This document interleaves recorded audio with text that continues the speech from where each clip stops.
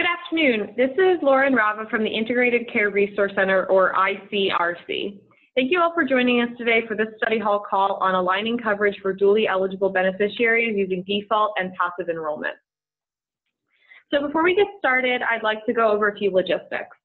For those of you joining by phone, you can view the slides with us by logging into Zoom, and you can find directions for logging into Zoom in the appointment for today's webinar. To eliminate background noise, phone lines are being muted during today's presentation, but you could submit questions via Zoom at any point during the webinar by using the Q&A icon at the bottom of your screen. You may need to hover your mouse over the bottom of your screen for the Q&A icon to appear. There will be no unmuting of the phone lines at the end of the presentation for Q&A, but we encourage you to use this Q&A window. And if you include your email address and we don't get a chance to answer your question on today's webinar, we can follow up with you afterwards. And as usual, we will be recording this call so you can revisit today's presentation or share the recording with colleagues who are unable to join.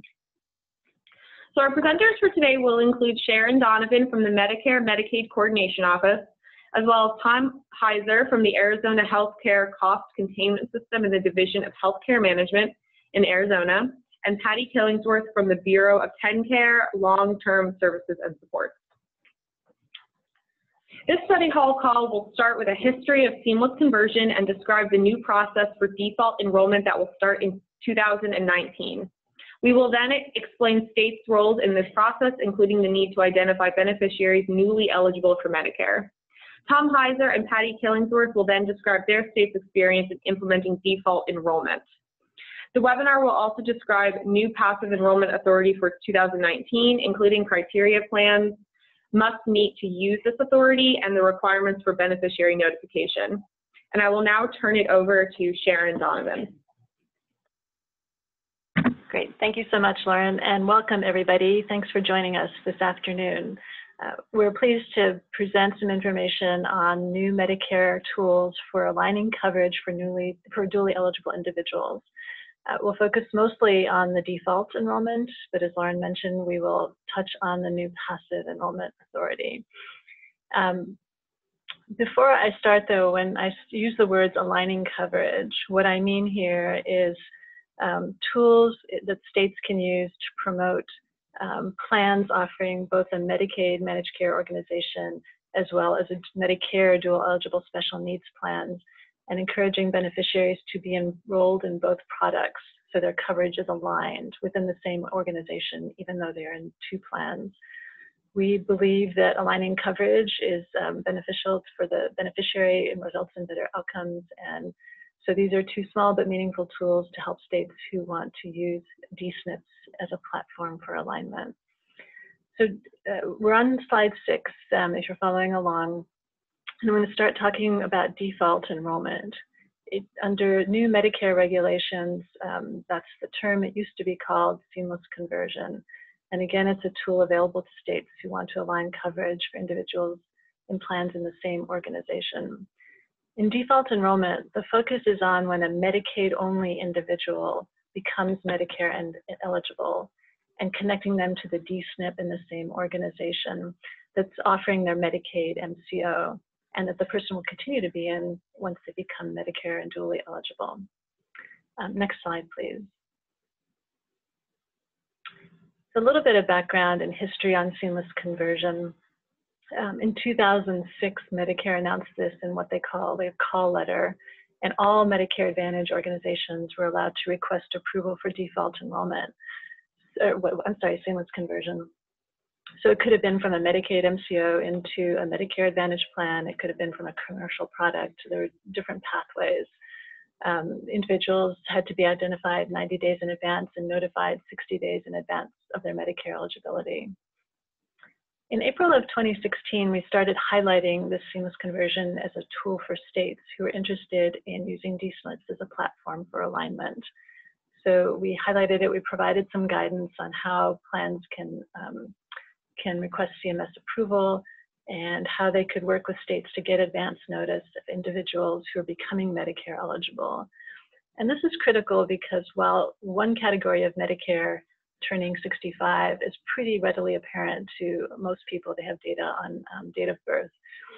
the individuals who become eligible for Medicare because of disability and reaching the end of their 24 months of Medicare disability waiting period is not something most plans have access to readily.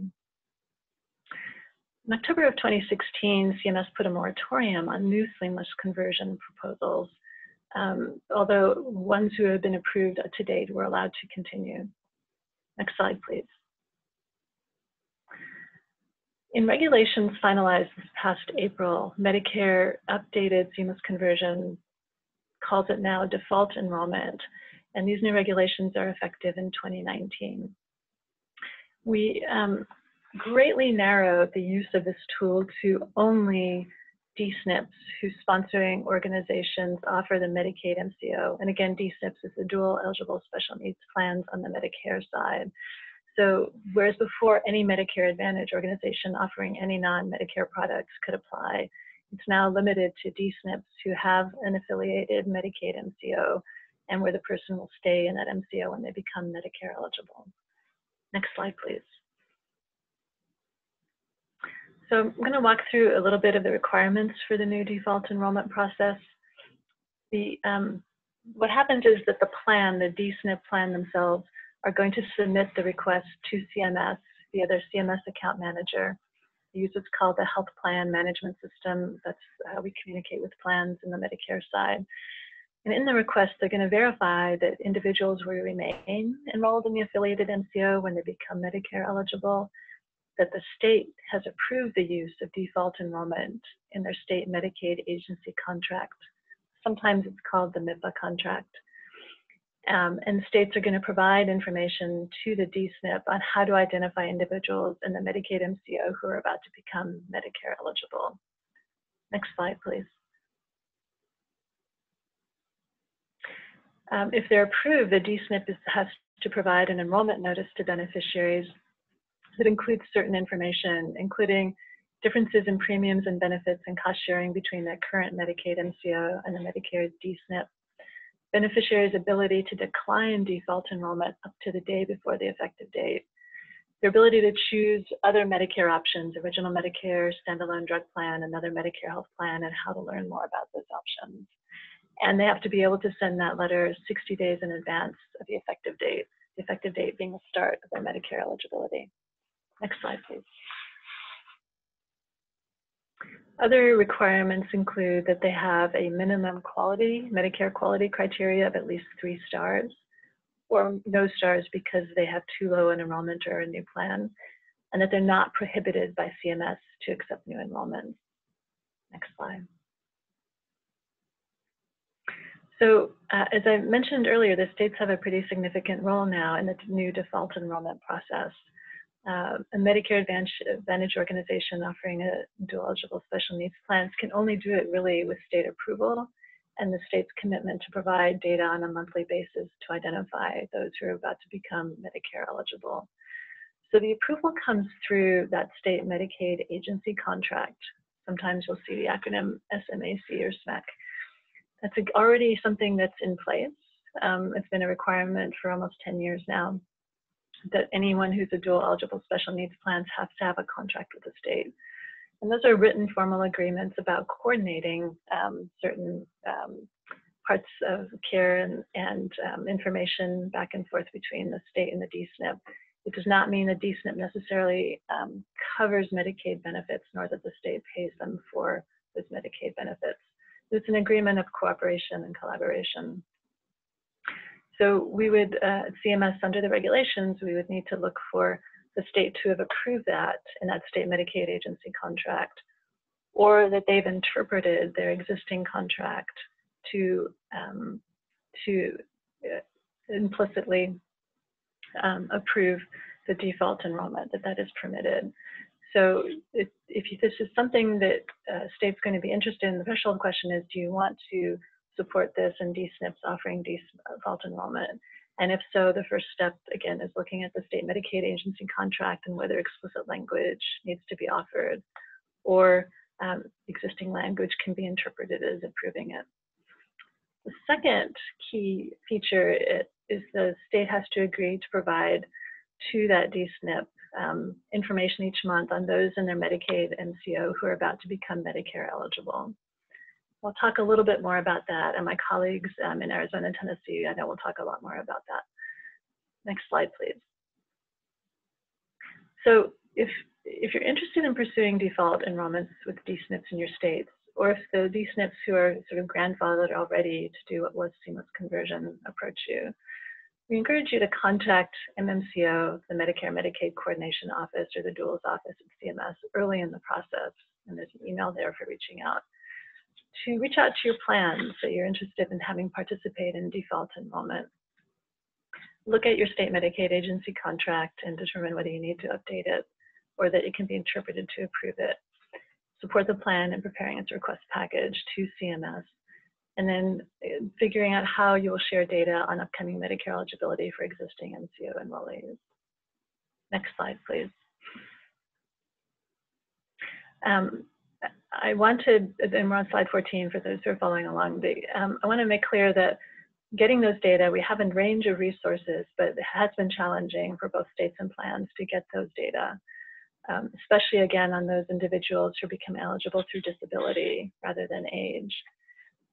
An additional set of challenges, though, can be whether individuals who are in the Medicaid MCO will remain in that MCO upon becoming Medicare eligible. You know, sometimes states complete a redetermination when individuals hit age 65 or otherwise become Medicare eligible. So if that's the case, a state would need to do it far enough in advance so that the plan could submit the default enrollment and send the default notice to the beneficiary 60 days before the Medicare effective date. So for example, in this last bullet on the slide, if a Medicaid MCO enrollee has Medicare eligibility coming up effective October 1, any state redeterminations that have to happen would need to be completed by July. So the DSNP could send that notice and default transaction to CMS, notice to beneficiary, excuse me, and transaction to CMS by August 1st, 60 days in advance of that October 1st eligibility date. Next slide, please. So how to get the data to identify upcoming Medicare eligibility. There are a range of resources here. We also separately, after the webinar, will be posting a cheat sheet that points you to this, as well as URLs to learn more information about them. One is the at least monthly, what we call state MMA file exchange that has prospective Medicare eligibility. There are other ad hoc and batch query options, including the EDB, the TBQ, which are long-standing file exchanges that CMS has offered, but there's also a new product, a Medicare Medicaid Coordination Prospective Dual File that can be of use. All the other ones that I mentioned require you to go into a larger space, get a wide range of data from CMS and sort of drill down to who's becoming Medicare eligible. This new product of the Medicare Medicaid Coordination Prospective Dual File is something we have in our duals demonstrations, but we're migrating over and making available in this space. We try to do some of that winnowing for states to come to a smaller pool that we hand off to the states on a biweekly basis, and then the states would check things like who's in the Medicaid MCO and the additional checks that they could do. So for any information, we've put the email of our enrollment team here on the slide. Once the state determines what data source to use, it needs to build a process to check it monthly and then determine how they're going to send it to the DSNP, the frequency, the mechanism for sending to them in time for them, again, to do the 60-day notice and transaction that they need to do prior to Medicare eligibility effective date. Next slide, please. I'm going to hand it off to my colleague, Tom Heiser in Arizona, to talk about Arizona's experience. Next. Thank you, Sharon. First of all, I would like to thank our sponsors today for the invitation to participate on today's call and share Arizona's experience with default enrollment. Today, Access serves approximately 1.9 million members, of which approximately 160,000 are dual eligibles. Our members include those enrolled in acute elderly and physically disabled, regional behavioral health authority, and developmentally disabled populations. In 2012, Access selected the Medicare Advantage Dual Eligible Special Needs Plan integrated care model as available through the MIPA Act of 2008 as the best alignment strategy to promote integrated care for Medicare and Medicaid covered services through our contracted MCOs as offered by the same parent organization. Approximately today, 43% of Arizona's dual eligible beneficiaries receive their health coverage benefits through aligned DSNP and Medicaid MCO health plans. Next slide, please. Access's strategic goals are focused on the member to develop and employ healthcare system strategies that will improve health outcomes through an integrated system of care that looks at the member's health status holistically. Default enrollment activities support Access's strategic goals by engaging beneficiaries regarding the advantages of integrated care when they become eligible for Medicare, strengthening provider and payer engagement, accountability, and alignment of financial incentives, and enhancing beneficiary and provider satisfaction with easier navigation of the healthcare system and reduced administrative burden by accessing care through one affiliated organization. Next slide, please. Complexity and fragmentation. Default enrollment addresses fragmentation by enrolling newly eligible Medicare beneficiaries directly in a companion Medicare DSNP offered by their current Medicaid MCO that they are already familiar with. With all of the mail that a newly eligible Medicare beneficiary may receive prior to their effective enrollment date, it is not surprising that a beneficiary may become confused by all of the possible plan choices to enroll in. Default enrollment cuts through this potential confusion by offering the beneficiary a companion Medicare DSNP product that is offered by their current Medicaid MCO that they are currently enrolled in. For example, integrated care begins at the time of effective enrollment date through the completion of a health risk assessment by the DSNP plan for each newly enrolled beneficiary, which can identify barriers to care shortly after enrollment. With the facilitation of default enrollment, a health risk assessment, as an example, and other tools and strategies implemented by the DSNP positively address these 5 outcomes of fragmentation at the beginning of the beneficiary's Medicare experience.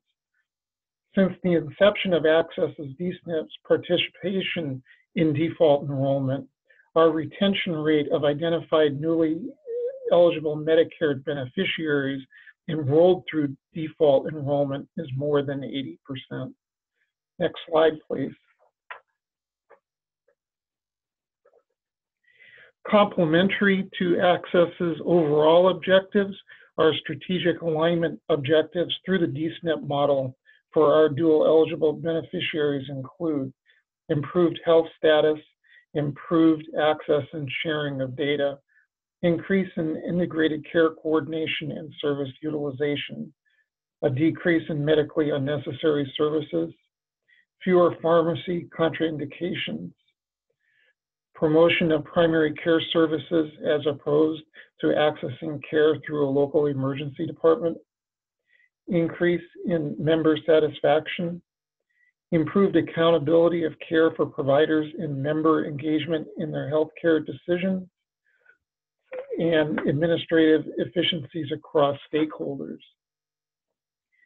Default enrollment supports these goals by facilitating newly eligible Medicare beneficiaries' enrollment into integrated care and care coordination programs at the beginning of their Medicare eligibility, when care needs and options can be identified and addressed to achieve initial health outcomes and promote further long-term improvements in health status that can result in improved quality of life.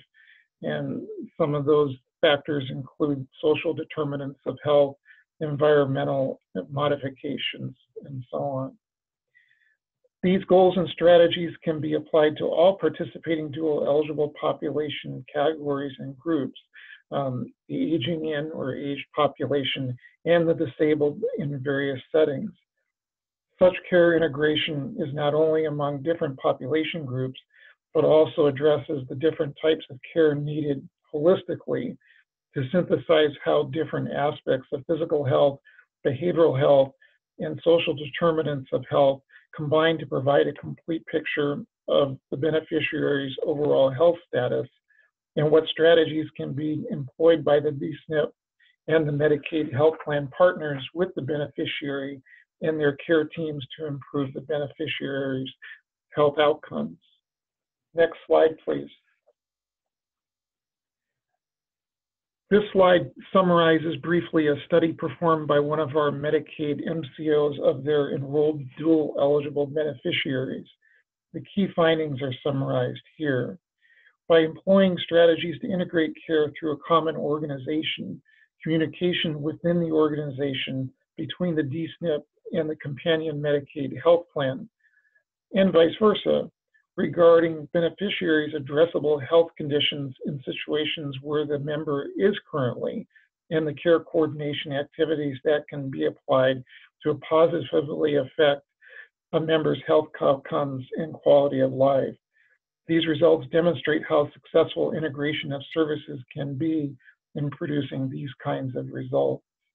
Next slide, please. In initially establishing default enrollment, Access collaborated with our contracted DSNPs and CMS to develop the appropriate policies, procedures, and reporting mechanisms.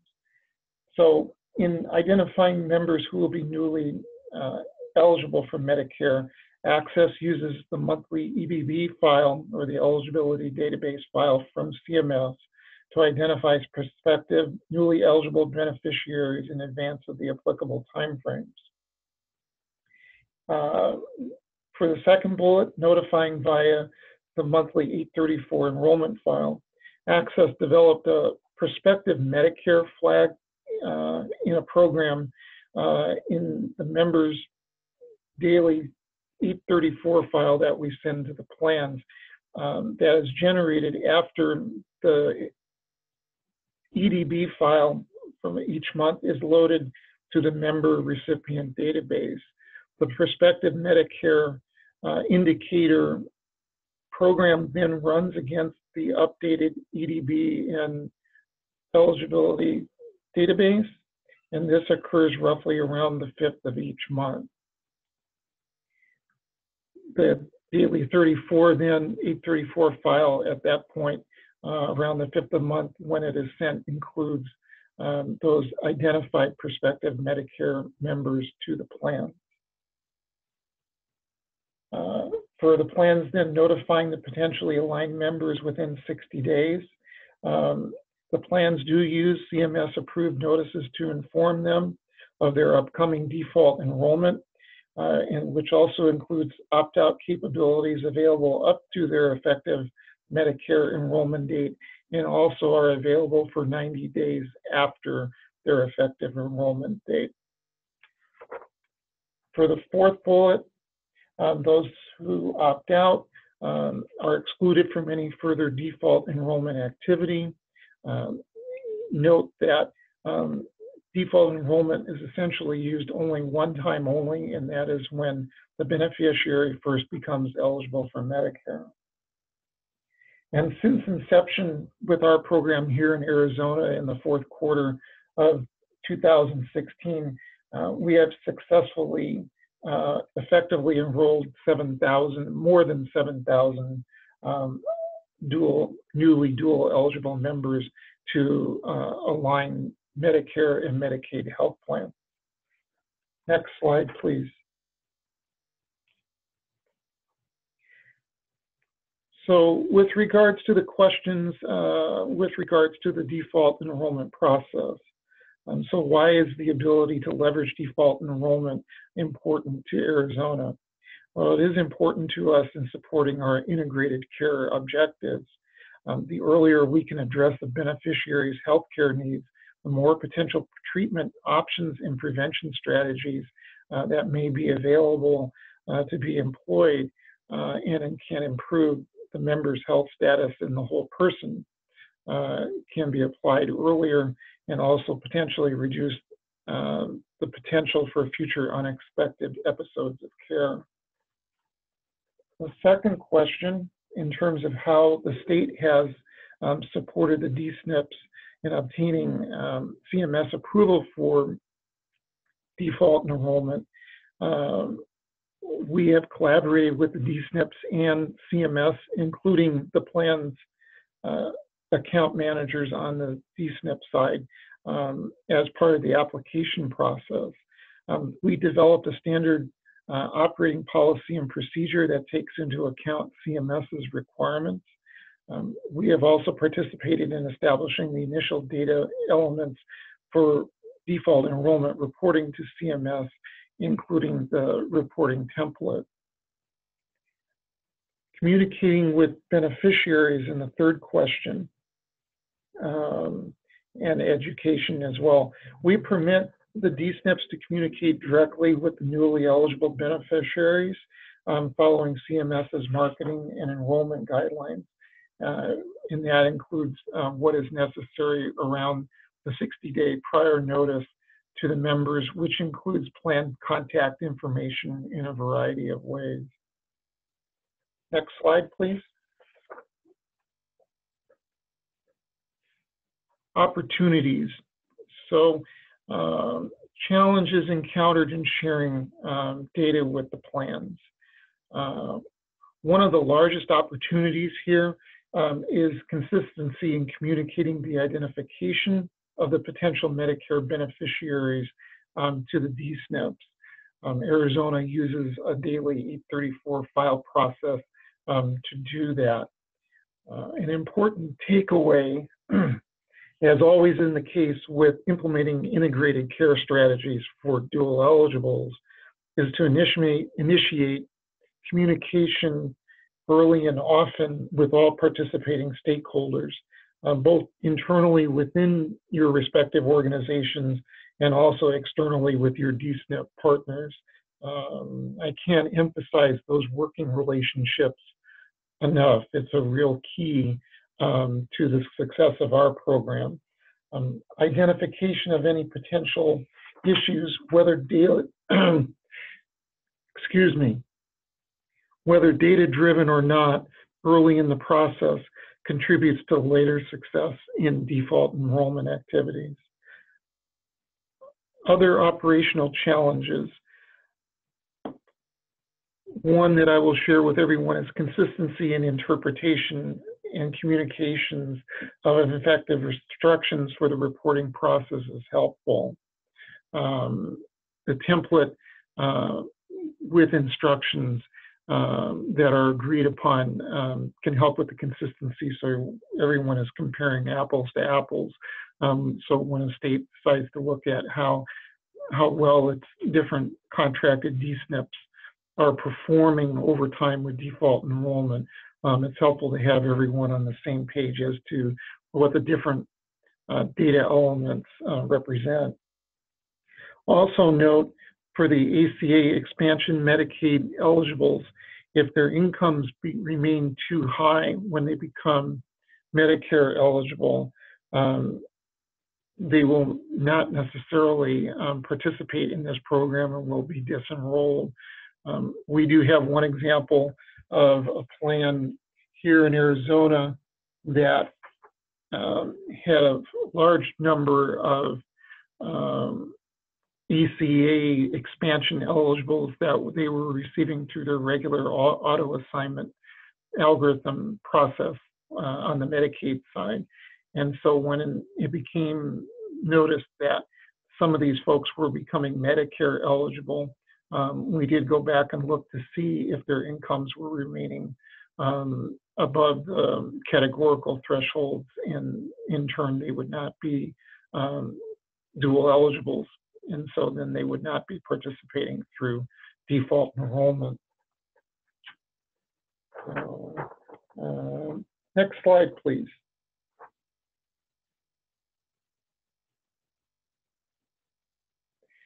So passive enrollment. We have requested, and I believe, Sharon, you can correct me, I believe we are the first state to have requested of CMS the opportunity to implement passive enrollment as permitted by the contract year 2019 Medicare final rule. This is as a result of our Medicaid MCO reprocurement activity earlier this year.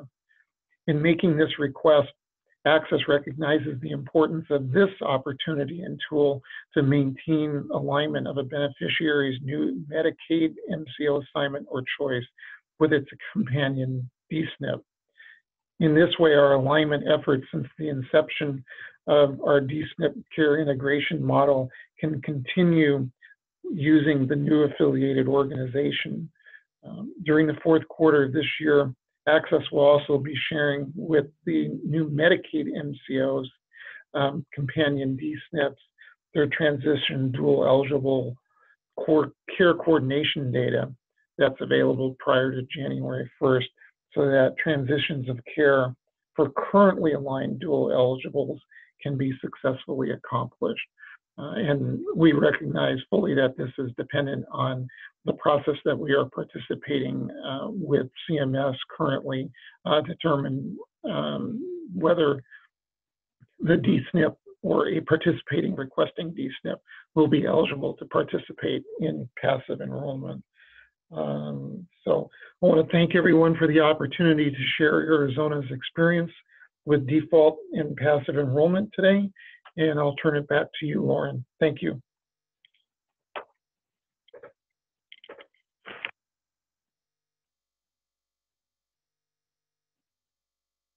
I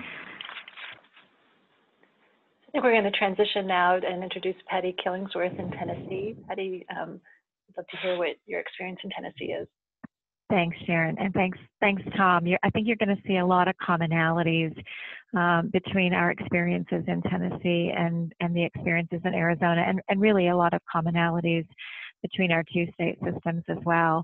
I too want to thank the Integrated Care Resource Center and all of the people who worked to put this call together. I think that these kinds of learning opportunities are so important. And I certainly want to thank Sharon and her staff who have been incredibly supportive to us throughout this process, and I think have really helped us as we have moved forward in trying to improve alignment in our state. So just a little bit about our state. If you turn to the first slide to give you a little bit of context, again, we're an awful lot like Arizona. We are an entirely managed care state and have been now for coming up on a quarter of a century, operating under our 1115 demonstration. We do serve all Medicaid eligible individuals in managed care, including people who are dual eligible, all people with disabilities. We have a smaller number of health plans. We elect to procure only 3 health plans operating statewide, but we do believe in integration, and I think that's really the important takeaway from this slide, is that we've really been working on integration for a very long time, beginning with physical and behavioral health, and then managed long-term services and supports, which we started out for older adults and adults with physical disabilities in 2010, more recently for individuals with intellectual and developmental disabilities. We do still have some long-standing 1915C waivers in our ICFID services for people with intellectual and developmental disabilities that are still carved out of the managed care program, but the people are in for their physical and behavioral health. And so when we think about integration, we think about why we value integration and our goals for integration. Medicare is really that last frontier, and a really important one for a significant number of our members in terms of really being able to coordinate their benefits in a more meaningful way. So then turning to the next slide and really just thinking about kind of our goals of integration, if you will. I think, again, you're going to see a fair bit of alignment between the things that Tom talked about and the things that I'm going to talk about.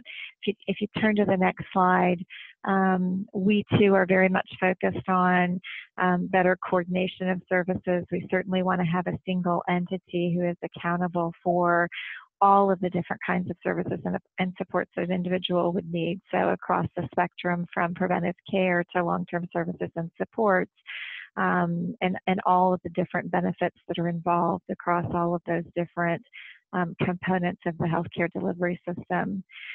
For us, and there's a reason that in Tennessee, all things dual eligible sit in the Division of Long-Term Services and Supports, it's really because the bulk of people who receive long-term services and supports are dual eligible individuals.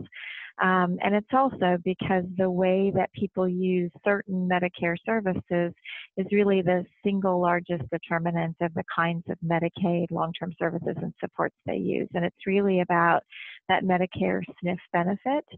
And if people come out of a hospital and they go into the Medicare SNF benefit, that is how people come into Medicaid nursing facility services, is once that SNF benefit has been exhausted.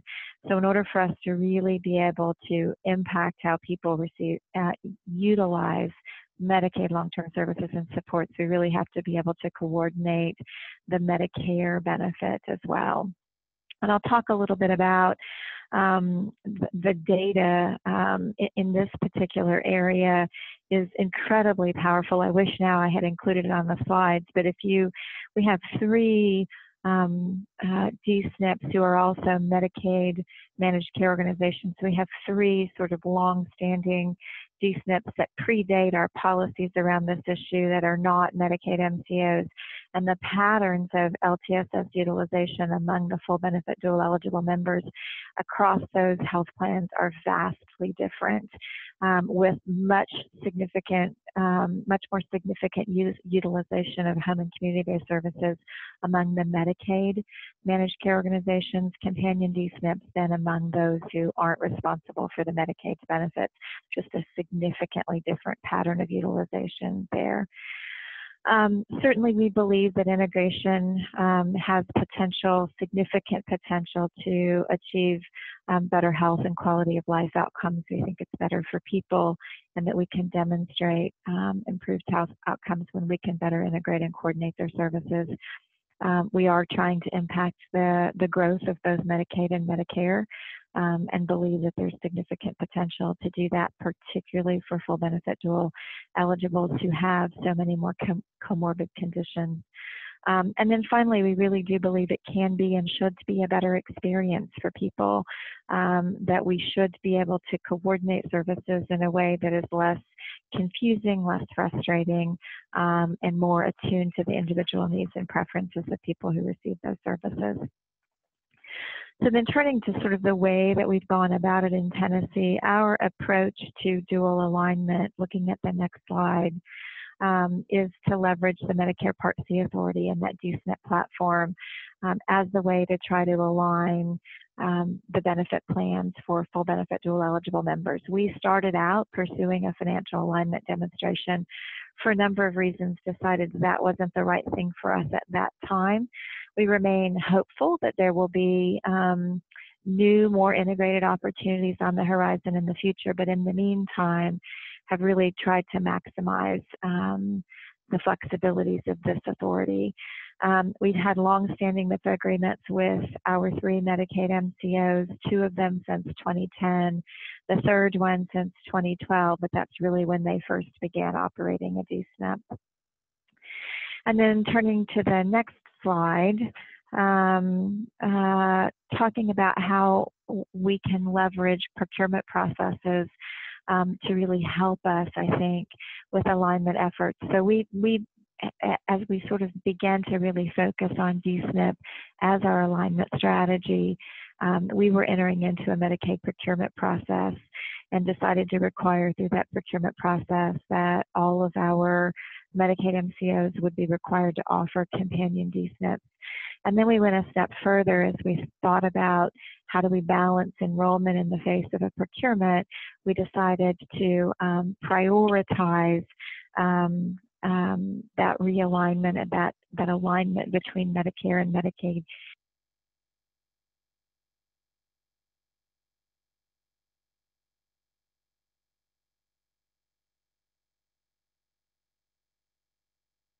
Part of that reassignment process.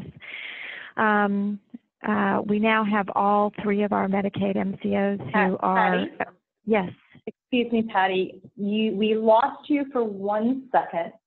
Okay. Do you think you could maybe just summarize this slide one more time before we move on? Yes. In late 2013, we were entering into a procurement process, and we opted as a part of that procurement process to, one, require our health plans to offer companion D-SNPs.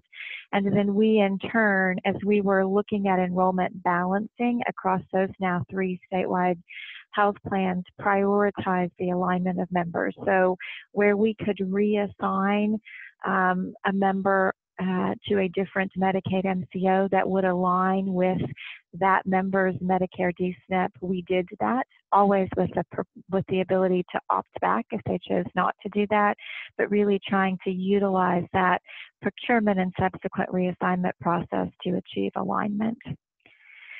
We now have all 3 of our health plans who have been approved for seamless conversion or default enrollment into their D-SNPs, and at varying points in time. So AmeriGroup has had approval the longest, Blue Cross Blue Shield implemented next, and then United Healthcare came on in 2017. For us, default enrollment, turning to the next slide, has been a really important part of being able to achieve that enrollment alignment that we're looking for and the underlying policy goals. We don't require our health plans to pursue default enrollment. It's something that we certainly encouraged, we supported, we partnered with them, but these were decisions that they really made. We did review each of their applications before they submitted them to CMS and tried to be, again, helpful and supportive. But after they were approved, took a very active role in really helping them get ready for implementation, doing really extensive readiness review processes to make sure that they would be able to meet all of the required timelines for beneficiary notification, that all of the data exchange processes that we had set up to support these processes were really going to work as expected. And obviously we did that as each plan was ready to implement across that 3-year period. Then turning to the next slide, just giving you a little bit of a sense of how much it's really impacted alignment for us. We began tracking both D-SNP enrollment alignment in late 2013. And in the 4.5 years that we've been tracking it, we've had a 66% increase in full benefit dual eligible members who are enrolled into a D-SNP. So moving from just under 40,000 to more than 66,000 over that 4.5-year period, and from just less than 30%. So now approaching 50% of full benefit duals who are in a D-SNP plan.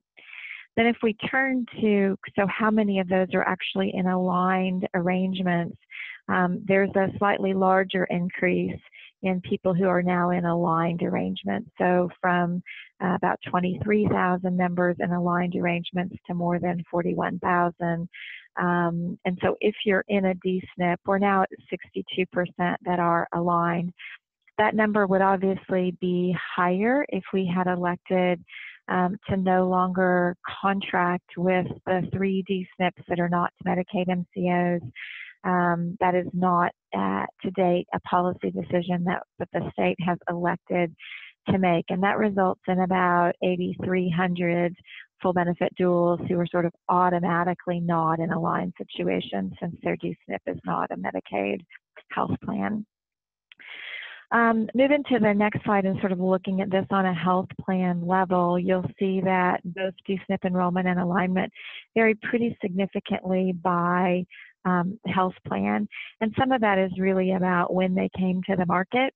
United Healthcare has had the longest standing D-SNP plan in our state, and they have the largest number of decent members who are full benefit duals, and the largest percentage of alignment by quite a bit. AmeriGroup is actually second to the market, but they started out in a relatively small geographic area. They had about 14 counties in the state. As they've increased to a statewide footprint, their percentage is growing. And then Blue Care was sort of really late to the game, but is making dramatic strides in terms of catch-up.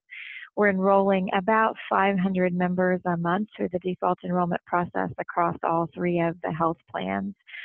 So adding to those numbers substantially every month that goes by. The opt-outs prior to the enrollment date and rapid cycle disenrollments, those occurring in the first 90 days, they do vary from month to month, and they vary by plan as well. I think some plans have more effective outreach processes on the front end, but we certainly do see that regardless, the numbers still remain very, very low, and that people tend to be very satisfied with these arrangements. The volume of complaints is also incredibly low. So then turning to just take a quick look at the role of the Medicaid agency and how we are involved in this process. Detailed on the next slide, we take a really active role in supporting the default enrollment process. We start out, as is really sort of expected in the new 2019 requirements, and getting the prospective Medicare enrollment dates from CMS. We currently use the MMA process, but we are testing the new Medicare-Medicaid coordination prospective dual file, and may transition to that file in order to help with some of the data challenges that we've experienced. We then provide the Medicare enrollment dates to the health plans. In addition to the health plans sending the required notification, we've opted to send our own letters. We believe that it's helpful for beneficiaries to hear from more of a neutral entity about both the benefits of alignment, but also the things that they may want to consider as they think about alignment. And giving that information to them from us. A lot of that information gets repeated in the information that is sent out by the health plan, but we don't think that two notices could ever hurt, and in many ways we think they're very helpful. If it turns out that we don't get the prospective information in time to be able to effectuate default enrollment, we go ahead and send an education letter, still educating members about the benefit of aligned enrollment in case they want to go ahead and opt for that as a part of the enrollment process into Medicare. So getting people into the same plan is obviously, it's not the goal. It is a means to an end. We want people in an aligned situation because we have these underlying policy goals. And it's the next slide that really begins to get at how we leverage those NIPA agreements then to try to make sure that good things happen for people once we get them into aligned situations. So we require continuity of care for full benefit dual eligibles when they are seamlessly converted or default enrolled into those plans. That includes a 30-day continuity of care period minimally. So no matter whether your primary care provider, your specialty provider are a part of that plan's network or not, you get that 30-day continuity of care period. That gets extended if necessary to allow time to get that health risk assessment done. And then it also allows time for that health plan to really reach out to a primary care provider or a specialty provider who may not be in network and get them either into the network or do some sort of a single case agreement that would allow for ongoing continuity for that member and no disruption in care. So that continuity of care period is really important. And we actually track that continuity to see what that looks like from the member's experience perspective. We see, again, some of the health plans being really effective in reaching out and getting those primary care providers in their network so that there is continuity for that individual even over the long term.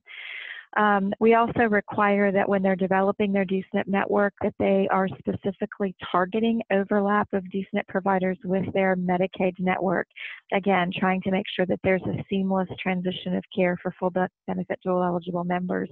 And we monitor that just as we monitor all of our other network adequacy requirements. So that's information that comes to us. We actually map the degree of overlap between the Medicaid and the Medicare D-SNP networks, and work with the health plans on that on a regular basis. And what we see, again, is a very high degree of network overlap, particularly among primary care providers.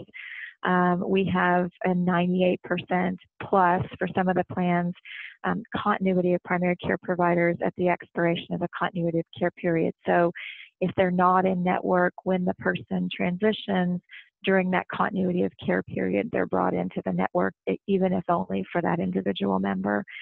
And then we also see that continuity of care for specialty providers is also very high. Again, with this targeted network enrollment and single case agreements, really trying to make sure that members don't have to change providers when they transition into the D-SNP plan. And then looking at the next page, it just kind of highlights the kinds of specialty providers that we look at. We don't look at all of them, but we do look at the ones that we think are most important or most utilized by the populations that are enrolling into D-SNP plans. Kind of quickly touching on operational challenges, and I think Tom really hit on these. I think our experience, again, has been largely the same. In the beginning, particularly trying to make sure that we could identify particularly the people with disabilities early enough to be able to effectuate that default enrollment process. CMS has been wonderful in terms of working with us to try to improve data processes, to try to help us think through what we need to do differently, as well as what CMS may be able to do differently to help us identify those members earlier.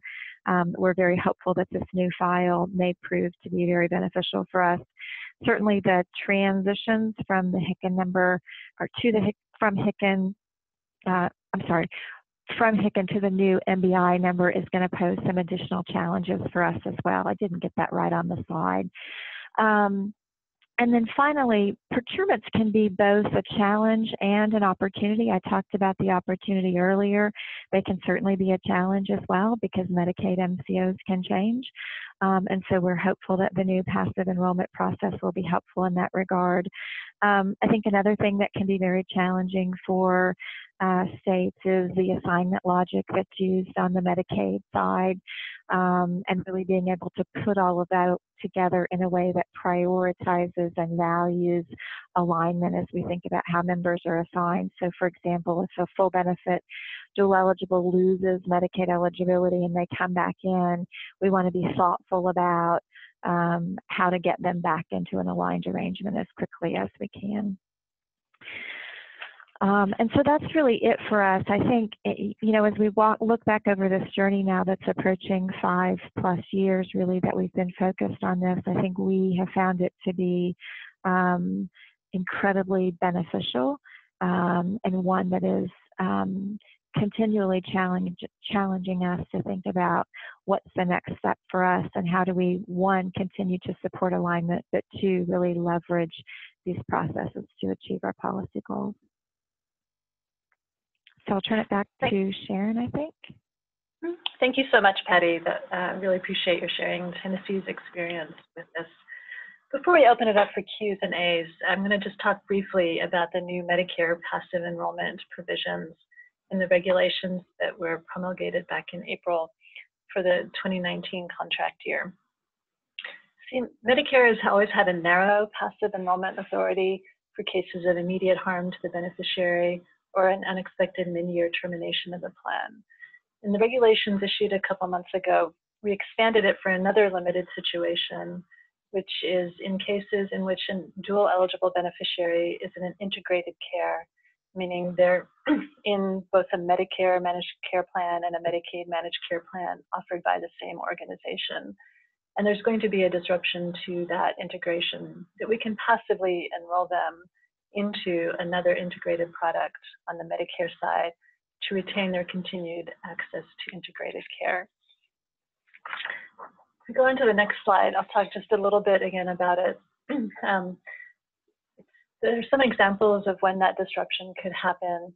So it could be during a state reprocurement on the Medicaid managed care contract side that results in the Medicaid managed care plan not being renewed. Similarly, if they're in an integrated D-SNP on the Medicare side that non-renews its Medicare contract at the end of the year and is going away. Or in some cases, both will remain, but the eligibility criteria on one side or the other are such that certain beneficiaries can no longer remain in either the Medicare or the Medicaid side. So we can do passive enrollment in that situation. And that's actually the case in Arizona, as Tom mentioned earlier. They are the first folks leveraging this new authority. It doesn't apply and it's not available if a dual eligible beneficiary is in fee-for-service on either the Medicare or Medicaid side. We can't use it to move them into an integrated product. They have to be in integrated care, losing access to it, and then we can passively enroll them into another integrated product. If we go on to the next slide, I'll talk a little bit about the requirements for plans. These are potentially receiving integrated D-SNPs. They can be either a fully integrated D-SNP or that need a high level of integration, and I've provided the regulatory sites there on the Medicare side. They have to have substantially similar provider and facility networks and Medicare, Medicaid covered benefits as the plan or the plans from which the person is going to be passively enrolled from. On the Medicare side, they have to have an overall quality rating from the most recently issued star ratings, either 3 stars or no stars because they're either low enrollment or a brand new contract. Not have a prohibition on new enrollment imposed by CMS. Have limits on their monthly premium and cost sharing on the Medicare side appropriate to full benefit to eligible beneficiaries, and have the operational capacity to receive passively enrolled beneficiaries. And agree, obviously, to receive those enrollments, they're not required to receive them. On the next slide, I'll talk a little bit more in terms of the receiving plan has to provide 2 notices.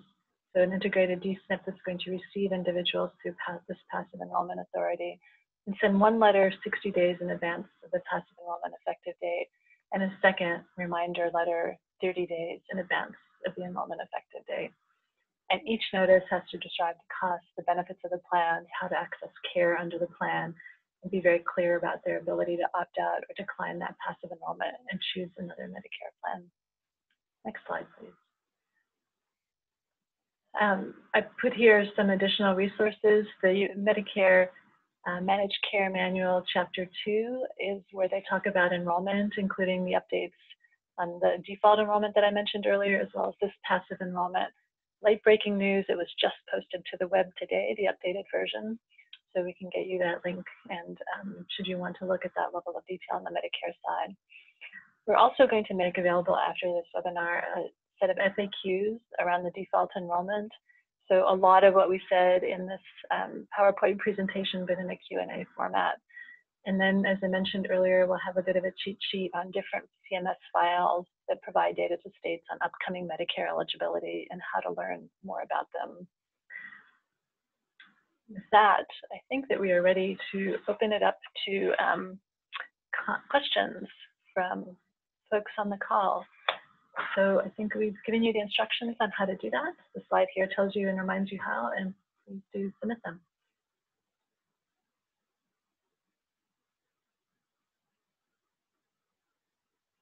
What I'm going to do is ask Lauren to convey verbally any of the questions that do come across, and then I'll moderate and figure out which of the 3 of us can answer it, or maybe more than one of us as appropriate. Sure, thanks, Sharon. So one question that we have here is, and I believe this would probably be a question for you, but what is the main difference between passive enrollment and default enrollment?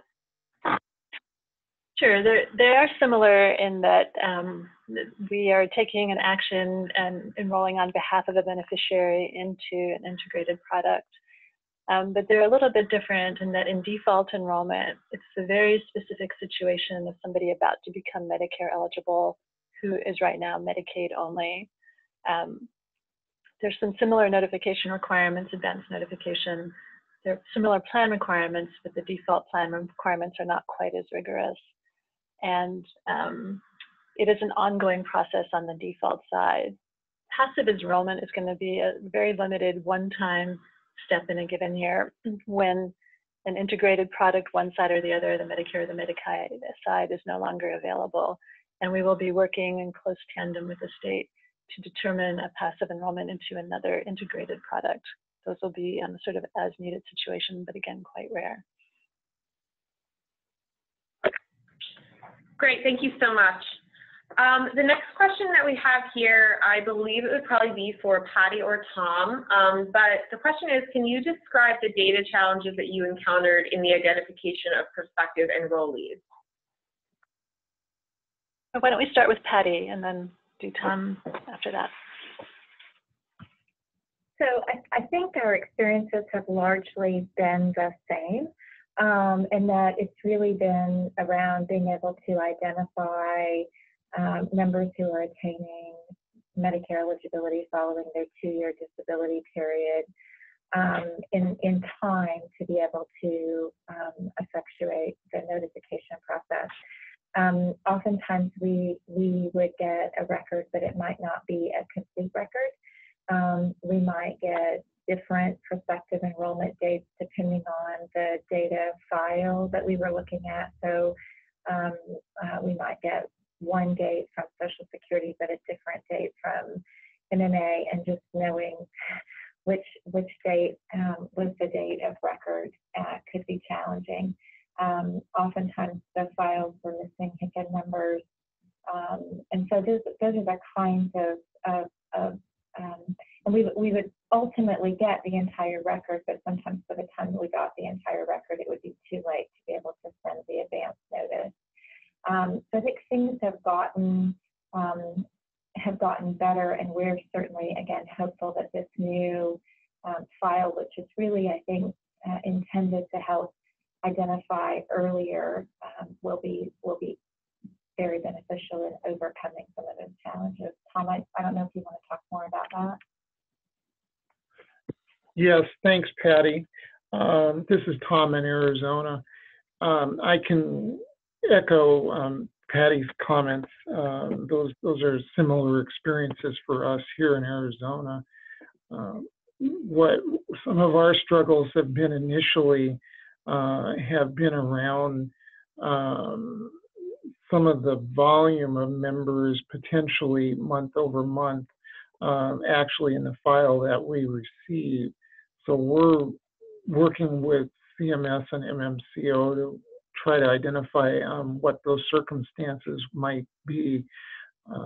Once we have a solid data file for a given month, as we receive to update the recipient database on a monthly basis, when those files are received appropriately and contain kind of matching our expectation of how many possible potential prospective Medicare newly eligibles we would have on the file, we are able to identify them well through our prospective Medicare program that puts the flag in the member's record that goes out on the daily 834 to the plans. So there's, I'll call them quirks at this point. I think there's different sequences of things and timing potentially at different times in different months. And so we're working to identify those sets of circumstances.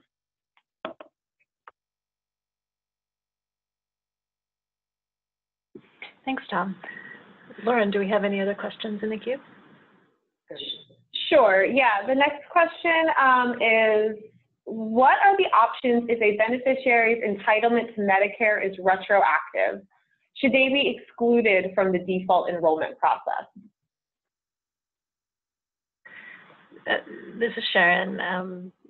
I believe that they should be, because default enrollment is predicated on having a chance for an individual to decline the default enrollment prior to its effective date. And it's for, and the effective date has to be the start of Medicare eligibility. So in those limited circumstances, but it does happen that Medicare is retroactive, the individual will not be able to be default enrolled. Great, thank you. Our next question is, if a person opts out of default enrollment, what are their other Medicare enrollment options? Sure, if they opt out of default enrollment, and if they don't take any action, they will be in original Medicare, which is our term for fee-for-service Medicare, and auto-enrolled into a standalone prescription drug program for Part D drug benefits. However, in a given area, and it's going to vary by service area and where one lives, there are usually Medicare Advantage plans. There may be some other dual eligible special needs plans. And if the individual is qualifies, there's a program for all-inclusive care of the elderly, which is a small but important program for dual eligibles who are age 55 plus and meet nursing home level of care.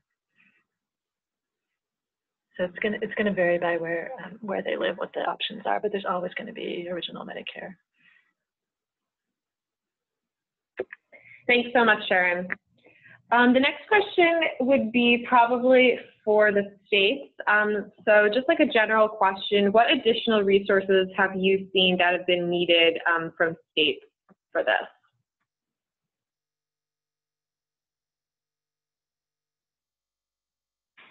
So this is Tom in Arizona. I'll go first.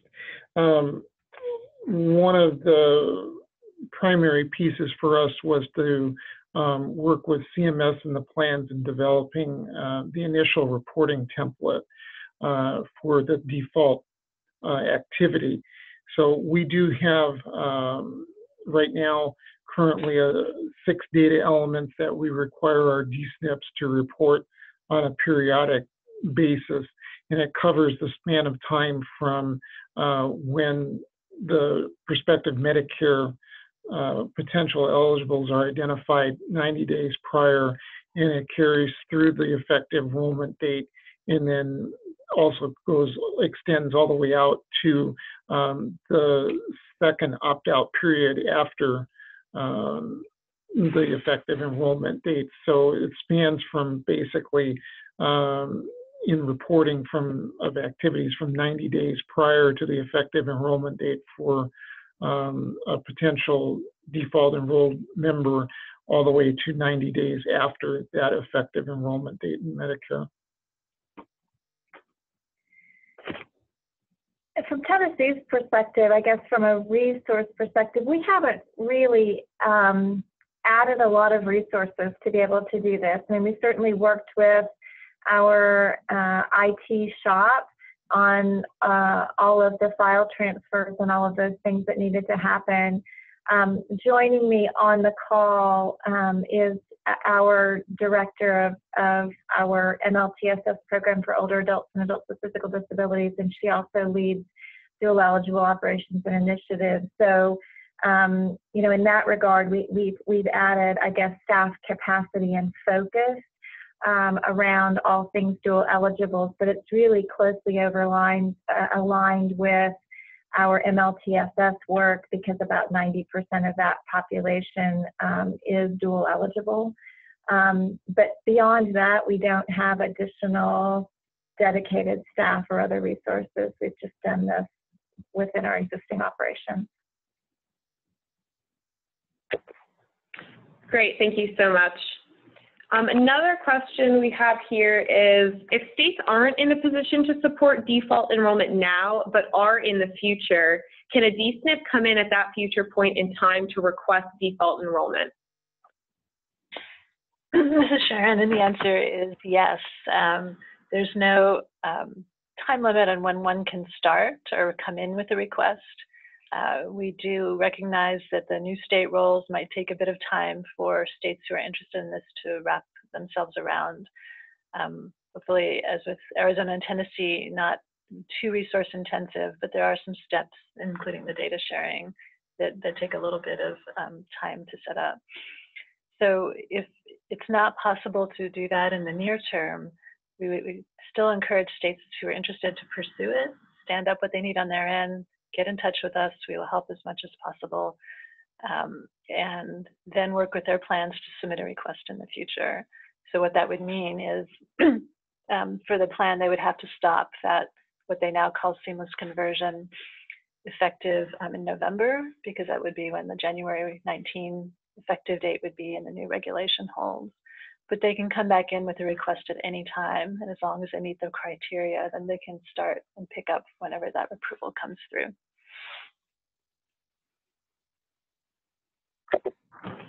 Great, thank you so much.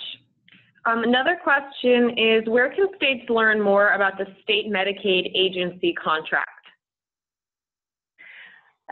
This is Sharon again. So that state Medicaid agency contract, as I think both Patty and Tom alluded to, can be a really powerful tool for shaping the aligned environment in your state.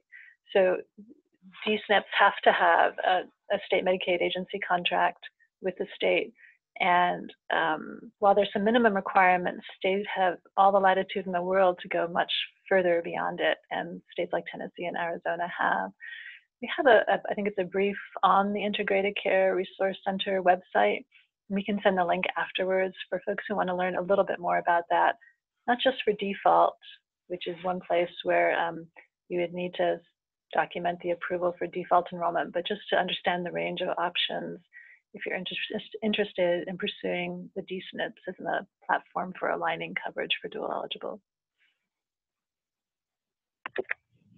And this is Tom in Arizona. Oh, sorry, Lauren. This is Tom in Arizona. Our DSNP, what we call the MIPA agreements or the state Medicaid agency contract, all of our contracts for 2018 are available on our website. And we can supply the link to ICRC for those that are interested. Thank you. Thanks, Tom. Great, thank you, Tom and Sharon. Oh, I'm sorry, go ahead. I was wondering, I'm sure it's not standard, but even though I'm a presenter, I had a question for Arizona and Tennessee. We talked a little bit about the resources a couple questions ago to stand up the process. And you all were some of the early states to do that, and so it always takes long. But if you had to estimate, if you knew what you know now, and we're just going to start from scratch, a sort of a sense of how long it would take you to do the different steps to put default enrollment into place for your plans. So I would say, knowing what I know now, if we were starting from scratch, I would probably allow a year. And I would spend the first 6 months of that, obviously working with the plans, one, to get CMS approval, and to do sort of all of the upfront work of both the state getting ready and the health plan getting ready. And then I would spend 6 months in doing readiness review and testing and education processes, particularly with beneficiaries and organizations representing beneficiaries, to make sure that we would be, prepared to launch. It might be able to be done a little bit faster than that, but I would generally say that's a good time frame.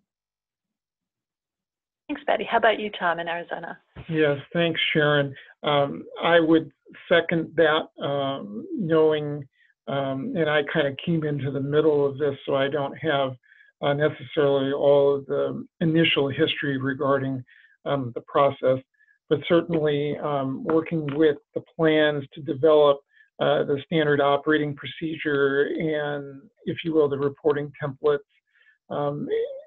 around those kinds of functions up front, but also working with your IT shops to make sure that the data flows work best for you in your respective environments.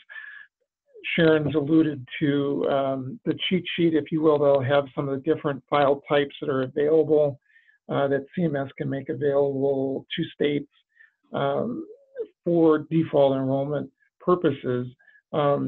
Spending some time to evaluate those alternatives and which one might be the best possible for your state, I think is important.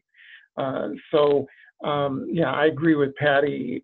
Easily 1 year, it could be 15 months to make sure that everything is where folks want to be with the process before you turn and start in a live production mode. So, that's going to vary by state. Everybody's circumstances are different with regards to resources available within their states. But to do it in a reasonable fashion, I think, a year to 15 months is very possible. Great, thanks so much. Lauren, do we have any other questions from the audience? Yes, we have one more question in the queue. So I would just put out this last call for anybody to type their questions into the Q&A box, and we will get to your questions in a second. But the next question, again, is for our states. So given the new expectations placed on states, if you had to do it all over again under the new guidelines, would you still pursue default enrollment? So from Tennessee's perspective, absolutely, yes. Again, for us, it's a means to an end. It's really about, we believe there's value in integration. We believe that there's value in really helping to facilitate at least an integrated approach at the health plan level, even if the financing is not fully integrated. And so we think that the policy goals are worth the investment in terms of putting these processes into place. 100% yes. And this is Tom in Arizona. Patty said it very well. Absolutely. We've transitioned more than 7,000 members to date into an integrated care setting. That meaning they get all the benefits that accrue to being integrated, that if they were in an unaligned situation, if you will, it would be much more difficult for them to navigate the system and learn about different things that are available to them through the integrated process. So absolutely, we wouldn't skip in a heartbeat. We would figure out the best way to make it work, and we would certainly do it again, no question.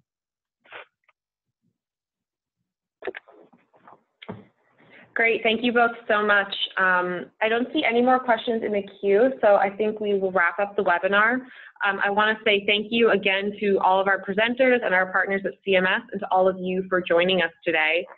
We are going to be sending out the slides, the recording of the webinar, and all of the resources that we mentioned today. So feel free to share that with any of your colleagues who were not able to attend the webinar today. You can also visit the ICRC website listed on this slide, where you can find links to past study hall calls, webinars, and briefs. If you have any questions about today's webinar, you can use the contact information provided on this slide. And for questions about any ICRC projects and support, you can email icrc@chcs.org. We hope this has been valuable for all of you today. Thank you, and have a great rest of your day.